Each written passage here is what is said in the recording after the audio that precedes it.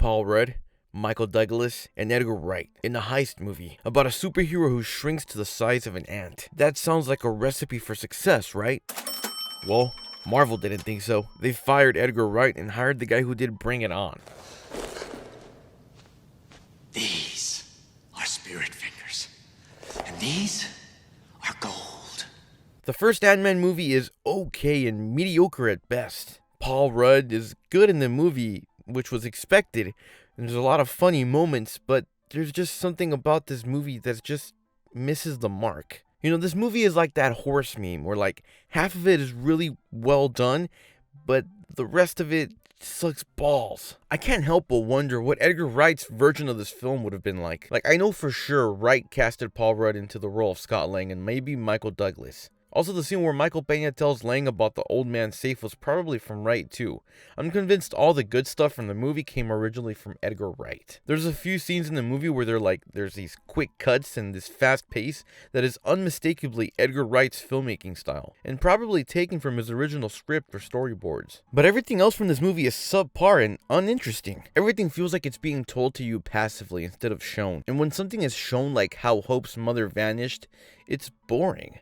With a medium like film, there are so many ways a filmmaker can express to you what a character is feeling through music and camera movement. Explaining things by setting up a fixed camera between two actors in a room is fine, but it loses its emotional impact. Unless you're a legendary actor Al Pacino and no matter where the camera is, you're gonna steal the show. Scott Lang just feels like an uninteresting character. He's very one-dimensional. I was much more interested in Hank Pym's storyline in the 80s and early 90s, at least from the glimpse we got at the beginning of the movie. I'm not really familiar with the Ant-Man comics. I was first introduced to the character in the Ultimates comics. But in those comics, Hank kinda gets forgotten by the Avengers.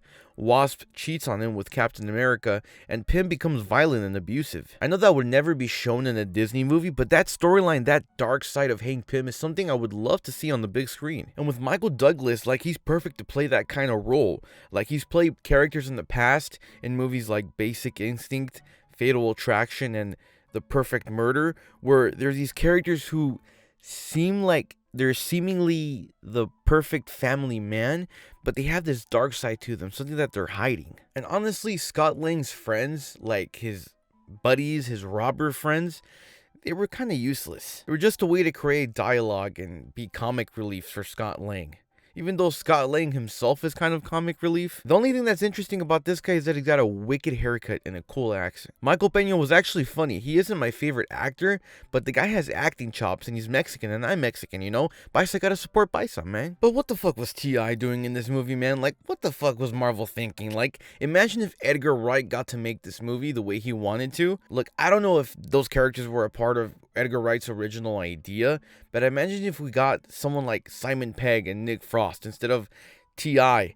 It would have been a lot funnier to have that duo together. The Falcon cameo was really stupid, I'm gonna be honest. Really, it was really just an excuse to shoehorn the Avengers and tease Ant-Man's cameo in Civil War. Like, there was nothing about that cameo that I enjoyed. But through that scene, we did get a cameo of Anna Akana, who I'm a big fan of. Her therapy videos on YouTube are super helpful and entertaining. Not to mention that I have a huge crush on her. But that's besides the point. I also didn't buy the love interest between the Wasp and Ant-Man. There was no reason to include that. It was almost like the studio was like, we need a kissing scene. Moviegoers will eat that shit up. Somebody get me a kissing scene. The shrinking VFX were actually kind of cool.